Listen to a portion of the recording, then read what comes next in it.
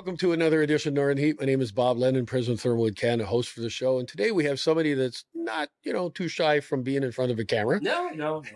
So, Olivier Boucher, you're the general manager of the Big River Outdoors. Yeah, so we filled you in on the new name 10 seconds ago. 10 seconds ago, yeah. Because you just changed the name when? We changed the name, I think it was earlier this summer. But it was kind of like a subtle change. We kind of moved into it, like changed our name on Facebook, and then our website slowly changed, but no big announce. So maybe in 2024, we might make a big announcement, big change, but we're just kind of, there's a lot of work that needs to go into just rebranding of the store. We changed the logo just to better represent the store because we, as you can see, there's many changes, and we'll get to that after. Yeah. But we needed to do, that name change was part of the rebranding of the store. Well, it's always old guys like me that have been coming up here for years, and there was a Big River Sports. Now, it sticks in your head, right? Absolutely. So, but thank you for correcting me and getting me on the right path. So, let's talk a little bit about this rebranding and what. So, this is new ownership. Yep. And now you're doing a whole pile of different things. So, tell us a little bit about that. There's a lot of different stuff. The change in ownership happened in 2019, and then I joined in 2020. When I joined in 2020, all of this behind us wasn't there. So all it was basically a little closet of just chainsaws and trimmers and a very limited amount of supplies that we could fit into the store. And immediately, talking with Renee, the owner, we come up with the plan of we need to make the store more accessible to a broader audience of people. And that's exactly what we did. We kind of went to the outdoor living, outdoor cooking kind of line of things. So that's when we brought in the barbecues, the coolers, the mugs, and everything else from Chili Moose. So that was a big work in progress, and it took us about 3 years to get to where we're at right now. Okay. Yeah. And chairs, even if they're not wood. Of course, yes. I didn't want to mention the chairs too much. I know they're plastic, but they're still comfortable, right? Hey, oh yeah, they're comfortable. Yeah. I can't deny that. Yeah. Nope, can't deny that at all. So, few weeks back, the Chamber of Commerce had their gala, and you guys were awarded we won Business of the Year for under 10 employees. Yeah. So congratulations on that. Thank you. And so again, new outlook on stuff, doing things differently, and because this establishment has been here for how many years? I think it's been here since 1975, if I'm not mistaken.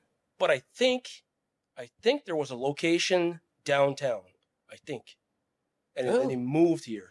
Okay. I'm not 100% sure of the history, but I know that it's been in business since 1975. I just wonder if this was part of the Honda dealership down in next to Hathaway's, where Kerrs is now. Oh, I don't know. I have no idea. Yeah. That's interesting. Yeah. There's some history now. So anybody that's listening to the show can make some comments about where this business was before it showed up here, because you guys know, it was way before my time. Yeah.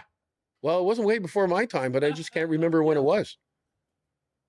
Yeah, and that's where the name Big River Sports was born, because he used to sell Sea-Doos and service Sea-Doos. So it's kind of a sport aspect. And then after about a year or two of being here, like I looked around, there's nothing sporting goods here. Like that the name doesn't represent the store anymore. So that's where we ended up going to the Big River Outdoors route. Okay. Yep. Okay. Well, that's interesting history and nice to see. And the other thing too is that, we're always talking about things changing, but this is a younger generation. So, Bobby Babin was the owner and prior to this, and now sold. He's retired and sold this thing off. So it was good. There was no succession plan in his family, but somebody was able to buy the business. Yep. And a younger crew bring different ideas to the table. Absolutely. And like that's the main idea here, was going for reaching out to the new homeowners, the younger generation. We love our older customers, but we need to bring in a new feel to the store, and which we brought in stuff for the entire family. Like it's not, how I'll put this.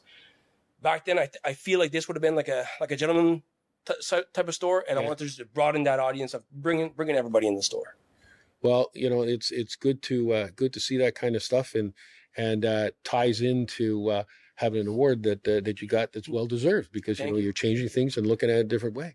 Yep. So, Olivier, you've been you hung around with my son, and I heard stuff that you guys did at my house too. We're not going to talk about that, but you do other things too, and you have some hobbies. Let's just Yes. talk about that a little bit. Yeah, so I'm sure some of you have seen me before. I do share a big passion for photography and videography.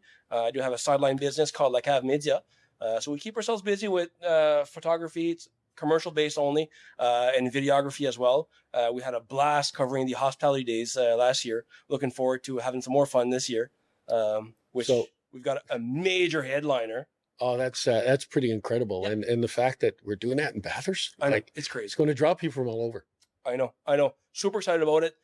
When they first kind of shared the information about who they were bringing in, my jaw dropped instantly, and I couldn't believe it. And so I'm very, very happy. The committee is doing an amazing job with that festival. Well, I have one of the employees who works with me. He said that immediately after that came out, his brother that lives down in Fredericton called him up, said, "Hey, I'm coming up to your place Yeah. to see the Barenaked Ladies." So that's good. Absolutely. And I think that the ripple effect of that, like the amount of people that are coming from outside of town is going to be crazy. And they're opening up the doors to, I think it's 13 and up. So that's going to be a major, major change. Oh, Yeah. they're making a change there too. Yep. That's interesting. Yep. How it's going. So I seen you a couple of weeks ago. You were talking about pictures and, Yep. and doing stuff. You were at the hockey game that they had Yes. with the Yep. Legends, I believe Yeah. that it Yep. was. Yep. And that went off well. That went off really well. Personally, I don't have very much experience in hockey knowledge. I didn't watch very much hockey when I was growing up. So being involved in back in the changing rooms and the players coming out and really paying attention to the game was a really fun learning curve and fun to photograph as well. Yeah, I know. I watched one little part in there where they were playing against these little kids, Yeah. and they grabbed a couple of them, hauled them into the bench with them. And those little kids were kicking and screaming and trying to get back out in the ice. I got that on photos. It's all documented. There. Yeah. No, that was all pretty interesting. But listen, I want to thank you very much for sitting down with us today and talking about your business and what you've changed and done stuff. And again, congratulations on winning that award. And I wish you guys the best of luck. I appreciate it. Thank you very much. And thanks for the opportunity to come on the podcast. We love it. Well, Yeah. it's great to have you back. Awesome. There we are. Another edition of Northern Heat for this week, the place you come to listen to the stories that haven't been discovered yet.